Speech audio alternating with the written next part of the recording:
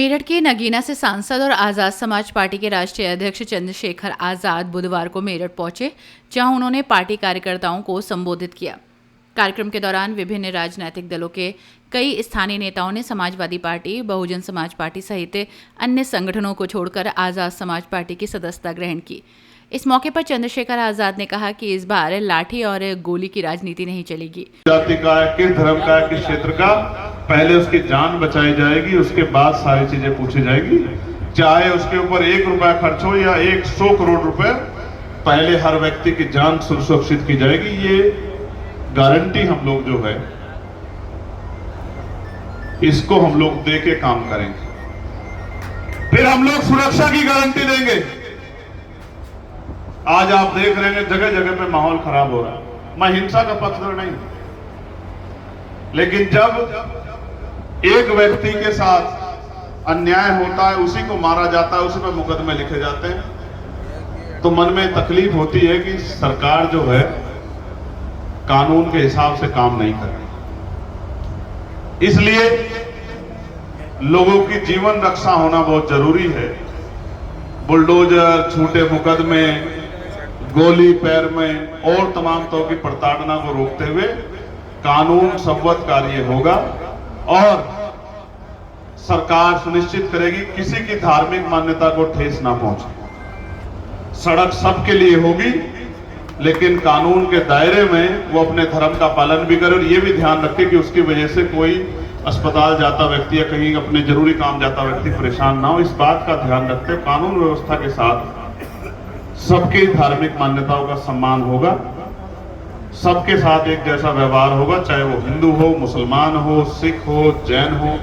और कमजोर वर्गों के लोग तो यहाँ इतने सारे अधिकारी कर्मचारी हमारे आज बैठे हैं, इनको पता है पिछले लंबे समय से उत्तर प्रदेश में वो बाबा साहब अम्बेडकर जिन्होंने संविधान का निर्माण किया है, सबको बराबरी के अधिकार दिए हैं, उनका कोई आयोजन हम लोग नया नहीं कर पाते, परमिशन भी नहीं मिलती। ये सब आपके सामने है। नई परंपरा नहीं शुरू होने देंगे, नई परंपरा शुरू होने देंगे।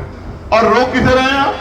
जो लोग सत्ता में हो तो रोज नई परंपरा चला रहे, वो तो सड़क बाधित करके खड़े। इसलिए नई परंपरा, पुरानी परंपरा के नाम पे किसी की धार्मिक आस्था का अपमान नहीं होगा। चाहे वो मंदिर हो या मस्जिद हो या गुरुद्वारे हो या खानका हो, कब्रिस्तान हो या शमशान हो, सबकी रक्षा होगी। सबको तमाम तरह के जो है अतिक्रमण से बचाने का काम किया जाएगा और उनके लिए व्यवस्था की जाएगी। इस बात का मैं आपको विश्वास दिलाता हूं। से किसानों से, मजदूर भाइयों से, आशा, आंगनबाड़ी, भोजन माताओं से, पंचायत सहायकों से, रोजगार सेवकों से, पीआरडी के जवानों से, होमगार्ड भाइयों बहनों से और यहां तक पुलिस के भाइयों बहनों को भी इनकी समस्या को हम लोग अपने मैनिफेस्टो का हिस्सा बनाए।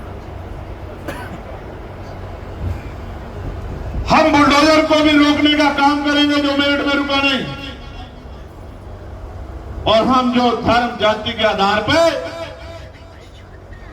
अन्याय जुल्म जाती हुई उसको भी रोकने का काम करेंगे। हम जो चिन्हित करके लोगों को नुकसान पहुंचाने का काम किया जा रहा है, हम इस नीति के भी खिलाफ हैं और हम जनता को डरा धमका के राज करने की नीति के भी खिलाफ हैं। हमारी पार्टी जिन मुख्य मुद्दों पर काम कर रही है वो एक ऐतिहासिक परिवर्तन करेगी और कुछ मुद्दे मैं आपके सामने रखना चाहता हूं। और आज बड़े तबके पे बुनियादी सुविधाओं की कमी, और जब बुनियादी सुविधाओं की कमी है, इस कमी के साथ आगे बढ़ना मुश्किल है। इसलिए जिन पे जमीन नहीं है, जिन पे रोजगार नहीं है, जिन पे धन दौलत नहीं है, जिन पे नौकरियां नहीं है, उनको भी मुख्य धारा में अगर कोई ला सकता है तो वो शिक्षा है। इसलिए हम लोग कक्षा 1 से 12 तक की शिक्षा मुफ्त करेंगे। और ये ना जाति देखेगी ना धर्म, ये शिक्षा हर घर तक पहुंचने का काम करेगी। और इसका जो विस्तृत स्वरूप है ये तो यात्रा में मैं बताऊंगा, लेकिन प्रकाश डालना चाहता हूं कि ये शिक्षा गुणवत्तापूर्ण शिक्षा होगी, क्वालिटी एजुकेशन होगी। जिस एजुकेशन के लिए प्राइवेट स्कूलों में आज मां बाप को 5-7 हजार रुपए महीना खर्च करने पड़ते हैं, सरकारी स्कूलों में उससे बेहतर शिक्षा आजाद समाज पार्टी का आशीर्वाद दिलाए। और हिंदी मीडियम के साथ साथ हिंदी की पढ़ाई तो होगी, लेकिन मैक्सिमम पढ़ाई इंग्लिश मीडियम में होगी। किसान का बच्चा भी, मजदूर का बच्चा भी फराटेदार अंग्रेजी बोल के प्राइवेट स्कूलों को आईना दिखाने का काम करेगा। मेरी बात को आप याद रखें। पूरे बिजली का जो विषय है, जिसमें प्रीपेड मीटर लगा के लोगों की जेब जिस तरह लगातार काटी जा रही थी, मैं धन्यवाद देता हूं नगीना के लोगों का, इसलिए कि उन्होंने मुझे इज्जत सम्मान दिया, वोट की ताकत दी। धन्यवाद तो मैं अपने एक एक कार्यकर्ता का, हर एक साथी का सहयोग करूंगा, लेकिन नगीना का ज्यादा करूंगा। आप लोग भी देख लेना, भविष्य में आप भी उनका स्वागत किया करोगे, जो आपको विधानसभा भेजेंगे, याद रखना मेरी बात। क्योंकि जो लड़ाई हम सड़क पे लड़ रहे हैं, उसको हमारी ताकत को नया स्वरूप देने की, हमारी हिम्मत को नई आवाज देने का काम अगर कोई करती है तो जनता करती है। लोकतंत्र में जनता मालिक होती है। मैं आपको विश्वास दिलाना चाहता हूं कि जनता का हित नहीं होगा, और जनता की जुड़ा हुआ, उनके घर से जुड़ा हुआ जो विषय था बिजली का, ये आप ही का चंद्रशेखर आजाद, भीम आर्मी, आजाद समाज पार्टी कार्यकर्ता था, जिसने लोकसभा में सवाल पूछ के मंत्री जी से ये पूछा कि ये प्रीपेड मीटर ऑप्शनल है या रेगुलर है। उन्होंने कहा ये ऑप्शनल है, तो मैंने दोबारा पूछा कि आपकी सरकार ट्रिपल इंजन की जबरन उत्तर प्रदेश में लगा रही है, तो उन्होंने कहा कहीं कोई जबरन लगाएगा तो हम लोग उस पर कार्रवाई करेंगे। ये आप ही के संघर्ष का परिणाम है, आपकी ताकत का, आपकी मेहनत का, भीम आर्मी आजाद समाज पार्टी के साथियों, कि पूरे प्रदेश से बिजली के प्रीपेड मीटर हटने का काम हुआ और प्रीपेड मीटर पे रोक लगा। पहले जो बिल आता था 500-700 हजार रुपए का, वो 4-5 हजार रुपए चढ़ गया था। आमदनी 8 हजार रुपए और बिजली का बिल 6 हजार रुपए। किस तरह से लूट रहे हो दोनों हाथों से सरकार के लोग, पूंजीपतियों को, बड़ी बड़ी कंपनियां खुश करने के लिए। मैं आपको विश्वास दिलाता हूं, किसी के घर की रोशनी पैसे की कमी के कारण नहीं जाएगी। पुरानी व्यवस्था बिजली की लागू करेंगे, 1000 रुपए के अंडर में ही बिजली का बिल रखेंगे, गरीबों के घर तक बिजली पहुंचाने का काम करेंगे। मैं इस बात की आपको गारंटी देता हूं। और भी पता नहीं क्या क्या करके ऐसा लगता है कि सरकारी स्कूलों को ये सरकार बंद करके प्राइवेट स्कूलों के हाथों लोगों को सौंपना चाहती है। इसलिए सरकार ने सरकारी स्कूल बंद किए। किसके बच्चे पढ़ते हैं सरकारी स्कूलों में? गरीबों के, किसानों के, मजदूरों के, वंचित वर्गों के। इसलिए ऐसा लगता है कि जानबूझ के शिक्षा को महंगा करके उसका परिवार है वो तो गाड़ी से भेज दे रहे हैं, लेकिन जो उनसे थोड़े से आर्थिक रूप से कमजोर है वो 1-1 किलोमीटर पैदल चल के बच्चे जा रहे हैं। 5 साल, 6 साल, 7 साल का बच्चा को मिलेगी, सिलेबस एक होगा, पढ़ाने वाले टीचर जो हैं वो वेल क्वालिफाइड होंगे। और आप देखना, जब कक्षा 1 से 12 तक एक तरह की शिक्षा लेके तमाम जाति धर्मों के बच्चे बराबर खड़े होंगे तो फिर कंपटीशन। उन्होंने दावा किया कि वर्ष 2027 के विधानसभा चुनावों में मेरठ की 7 सीटों पर आज़ाद समाज पार्टी अपने उम्मीदवार उतारेगी और मजबूती से चुनाव लड़ेगी। कार्यक्रम में शामिल हुए नए सदस्यों का चंद्रशेखर आज़ाद ने गर्मजोशी से स्वागत किया। उन्होंने सपा नेता बाबर चौहान खरदौनी, सपा नेता दिलशाद भाटी, तौफीक इलाही सहित कई नेताओं को पार्टी का पटका पहनाकर विधिवत रूप से आसपा में शामिल कराया। इस अवसर पर उन्होंने पार्टी की विचारधारा और आगामी राजनीतिक रणनीति पर भी विस्तार से चर्चा की। चंद्रशेखर आज़ाद ने कहा कि आज़ाद समाज पार्टी समाज के सभी वर्गों के अधिकार और सम्मान की लड़ाई लड़ रही है और उनका उद्देश्य एक ऐसे समाज का निर्माण करना है जहां समानता और न्याय सुनिश्चित हो। उन्होंने नए कार्यकर्ताओं से अपील की है कि वे पार्टी को मजबूत करने के लिए ज़मीनी स्तर पर लोगों से जुड़ें और संगठन का विस्तार करें। उन्होंने कहा कि मेरठ क्रांति की भूमि रही है और यहां से सामाजिक न्याय की नई लड़ाई को और मजबूती मिलेगी। इस दौरान चंद्रशेखर आज़ाद ने मेरठ के ऐतिहासिक महत्व का उल्लेख करते हुए कहा कि ये वही धरती है जहां से 1857 की क्रांति ने नया मोड़ लिया था। कार्यक्रम में तौफीक इलाही, नूर सैफी, सत्य कुमार प्रजापति, नितिन कुमार जाटव, हारून सहित कई अन्य नेताओं और कार्यकर्ताओं ने भी आज़ाद समाज पार्टी की सदस्यता ली। उत्तर प्रदेश की जनता होगी खुशहाल, तभी बदलेंगे उत्तर प्रदेश के सूरत हाल। इसी बात को लेकर हम जनता के बीच में जाएंगे और मेरा विश्वास है जून से जो यात्रा जो है चिंतन शिविर के बाद पार्टी तय करेगी, उस यात्रा के जरिए हम अपने विषयों को, मुद्दों को घर घर लेके जाएंगे। पूरे यूपी में हर विधानसभा में चुनाव लड़ने जा रहे हैं आप? ये पार्टी का संज्ञानात्मक फैसला है कि वो चुनाव की उस पर लड़ेगी। तैयारी तो 403 विधानसभाओं पे है, 403 पे लड़ेगी या 400 पे लड़ेगी। मैं भी पार्टी का आपकी तरह एक कार्यकर्ता हूँ, मैं व्यक्तिगत रूप से कोई स्टेटमेंट नहीं देना चाहता। जिस दिन पार्टी अपना लेटर जारी कर देगी मैं आपके सामने रखूंगा। क्या स्वयं चंद्रशेखर आजाद स्वयं विधानसभा चुनाव में खड़े होने वाले हैं? प्रधानमंत्री ने कहा है सोना ना खरीदे, पेट्रोल ना कम कर दे, और मुख्यमंत्री ने जो मंत्री और तमाम जो वीवीआईपीओ की फ्लीट जो है वो 50% हाफ कर दी है। क्या लग रहा है किस तरफ हम बढ़ रहे हैं, देश किस तरफ जा रहा है? इस तरह की जो अपील है उसके पीछे के क्या मायने? कई सारे डर और भय है लोगों के मन में। किसी को लगता है कि बैंकों का प्राइवेटाइजेशन भी हो सकता है इसकी आड़ में।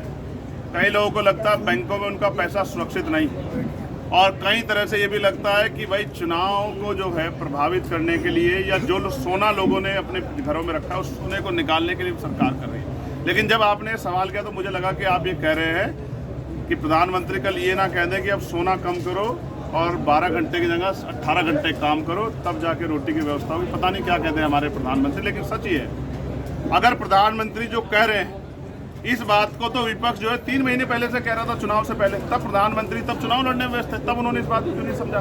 तब तो कहते हैं हमारे पे गैस की कमी नहीं है, हम पे पेट्रोल डीजल की कमी नहीं, उर्वरक की कमी नहीं, फर्टिलाइजर की कमी नहीं। तब तो कहते सब अच्छा है। लेकिन अचानक से क्या हुआ कि चुनाव का रिजल्ट आया, शपथ ग्रहण कार्यक्रम चल रहा है तत्काल। और मुझे पीड़ा इस बात की है जो कहता है पहले, जैसे गांधी जी ने कहा कि भाई नमक छोड़ो, तो पहले उन्होंने ये नियम अपने ऊपर धारण किया। लेकिन देश के प्रधानमंत्री ने कहा, और फिर असम के जो है उसमें जब मंत्रिमंडल के गठन में मुख्यमंत्री की शपथ में आप जा रहे हो तो हर आपका मुख्यमंत्री जा रहा है वहाँ प्रदेश का, कि उनके बगैर शपथ नहीं हो सकती है क्या केंद्रीय मंत्री के बगैर शपथ नहीं हो, सब प्राइवेट जेट से जा रहे हो। तो समझ आता है कि आप अपने खर्चों में कोई कटौती कर रहे हो, जनता से मांग कर रहे हो। जनता महंगाई से लड़ेगी, बेरोजगारी से लड़ेगी, परेशानियों से लड़ेगी, रोजगार से लड़ेगी, तमाम तरह की समस्याओं लड़ेगी, और भारतीय जनता पार्टी सब चुनाव लड़ेगी, ऐसा हमें लग रहा है। क्या चंद्रशेखर आजाद खुद विधानसभा चुनाव में चुनाव लड़ने जा रहे हैं? यदि हाँ तो कहां से? अगर ये मेरा फैसला व्यक्तिगत होता और मैं व्यक्तिगत फैसला लेता तो मैं आज ही आपको बता देता। पार्टी का जो आदेश होगा मैं उसका सम्मान करूंगा। पार्टी कहेगी तो लड़ूंगा, पार्टी मना करेगी तो नहीं लड़ूंगा। पार्टी जहां से कहेगी वहां लड़ूंगा।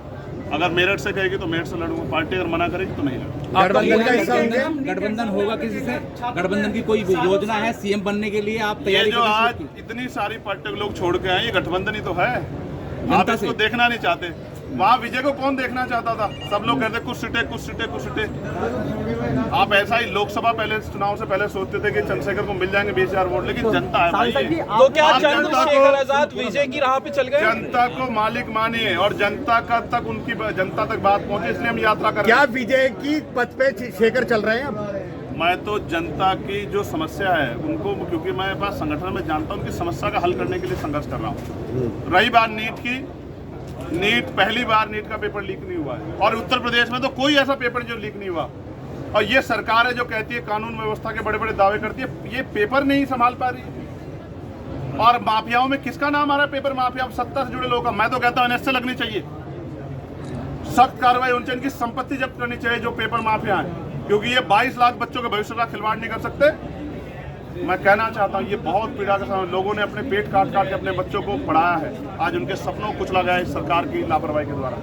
ये शिक्षा मंत्री जिम्मेदारी उठाएं और इस्तीफा दे अपने पद से, अगर उन्हें हिम्मत है, और नहीं देते तो फिर ये जनता का बेवकूफ बनाना बंद करें। आपने एक बात कही, मुख्यमंत्री ने का नया मैसेज दिया है समाज को विजय ने। तमिलनाडु की बात करने के बजाय अगर हम उत्तर प्रदेश के मुख्यमंत्री से पूछें कि उत्तर प्रदेश के किसानों का क्या होगा, उत्तर प्रदेश के किसान और जो बिजली की मार इन पे पड़ रही है, आपने वादा किया था किसानों की आय दुगनी कर देंगे और बिजली जो है वो आधे दामों में मिलेगी। इनका बिजली का बिल माफ होगा। इनका कर्ज कर दिया क्या माफ मुख्यमंत्री ने? जून में वैसे ही गर्मी हो जाती है, लेकिन सियासी तापमान आप बढ़ाने जा रहे हैं। जून में ऐसा क्या है कि घर घर गांव गांव गली गली जाने के भी आपने मन से बात की है, क्या पूरा प्लान है?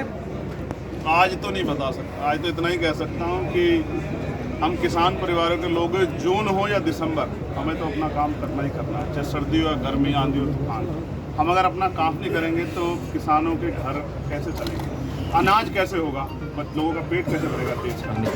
हम तो देशभक्त किसान परिवारों से आते हैं, तो संघर्ष के रास्ते पर संघर्ष करेंगे। आपने एक महत्वपूर्ण बात बोली है, आपने एक बड़ी महत्वपूर्ण बात बोली है कि सड़कें सबके लिए समान होंगी। क्या फिर से जो नमाज पढ़ी जाती है वो सड़कों पे पढ़ने का हक रख पाएंगे अब मुस्लिम समाज, अगर आपकी सरकार बन जाती है? पहले पढ़ी जाती थी। आपका आपत्ति है इस बात से? आपका आपत्ति? हमें कोई आपत्ति नहीं, तभी तो पूछ रहा हूं। तो नियम सबके लिए बराबर होंगे ना। जब सड़क एक के लिए खुलेगी तो दूसरे को भी अवसर मिलेंगे, वरना सड़क किसी के लिए नहीं खुलेगी। कानून व्यवस्था सबके लिए समान चाहिए। राज्य का कानून धर्म और जाति ना देखे, सबके लिए समान। मैं फिर कह रहा हूँ, यहाँ डॉक्टर बाबा साहब अम्बेडकर की जयंती की परमिशन नहीं मिलती है। मीडिया को पूछना चाहिए उस पर कि 403 करोड़ रुपए की बात कर रहे हैं कि मूर्तियों का हम लोग अनावरण करेंगे। जो मूर्तियां हैं उनको सुरक्षित क्यों नहीं करती सरकार? हम जब काम करेंगे तो हिंदू मुसलमान के एजेंडे को नहीं लागू होने देंगे जनता के बीच में। मैं आपको बताना चाहता हूँ, अगर कोई होगा तो हिंदू भाई उसका खड़े होकर स्वागत करेंगे। मेरी बात को आप याद रखें। 27 में अकेले लड़ेंगे या गठबंधन के साथ ही नजर आएंगे? जनता के साथ लड़ेंगे सनोज भाई, जनता के लिए लड़ेंगे, जनता की आवाज बन के लड़ेंगे और जनता को मुसीबत से निकालने के लिए लड़ेंगे। रॉयल बुलेटिन पर आप देख रहे हैं हर खबर सबसे पहले, सबसे सटीक। अगर आपको हमारी खबरें पसंद आ रही हैं तो अभी वीडियो को लाइक करें, अपने दोस्तों तक शेयर करें और रॉयल बुलेटिन को सब्सक्राइब करके हमारे परिवार का हिस्सा बन जाएं। सिर्फ यूट्यूब ही नहीं, फेसबुक और इंस्टाग्राम पर भी रॉयल बुलेटिन को फॉलो करें ताकि आपके शहर, प्रदेश और देश की हर बड़ी खबर आप तक सबसे पहले पहुंचे। जुड़े रहिए रॉयल बुलेटिन के साथ। आपका भरोसा ही हमारी सबसे बड़ी